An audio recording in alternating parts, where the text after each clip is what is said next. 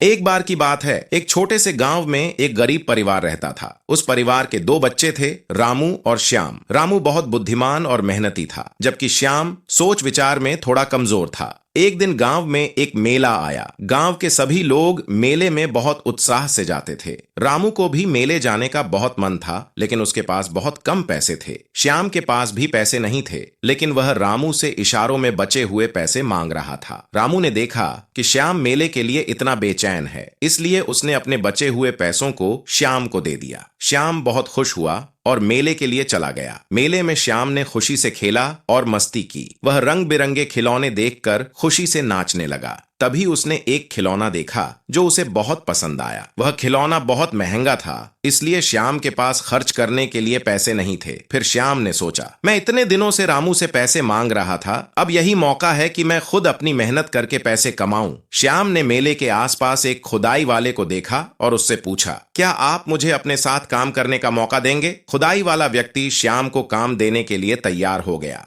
श्याम ने मेहनत करते हुए दिन रात खुदाई की और अच्छी तरह से पैसे कमाए। थोड़े समय बाद रामू भी मेले से लौट आया। उसने श्याम को खुश देखा और पूछा, तूने खिलौना नहीं खरीदा? श्याम ने उत्साहपूर्वक कहा, नहीं, मैंने खुद अपनी मेहनत करके पैसे कमाए हैं। अब मुझे खिलौने खरीदने के लिए पैसे हैं। रामू को श्याम की यह सच्चाई देखकर गर्व हुआ। उसने कहा, तूने सचमुच एक महान काम किया है। तूने मेरी मदद की बजाय अपनी मेहनत करके खुद को साबित किया है। यह कहानी हमें यह सिखाती है कि हमें अपनी क्षमताओं पर विश्वास रखना चाहिए और मेहनत करके अपने लक्ष्यों को प्राप्त करना चाहिए। सफलता वहीं मिलती है जहां हम अपने काम में लग जाते हैं और परिश्रम करते हैं। चाहे रास्ते में चुनौतियां हों या संकट का सामना हो, हमें अपनी मेहनत और संघर्ष के साथ आगे बढ़ना चाहिए। विश्वास और मेहनत की शक्ति हमेशा हमारी सफलता का रास्ता बनाती है।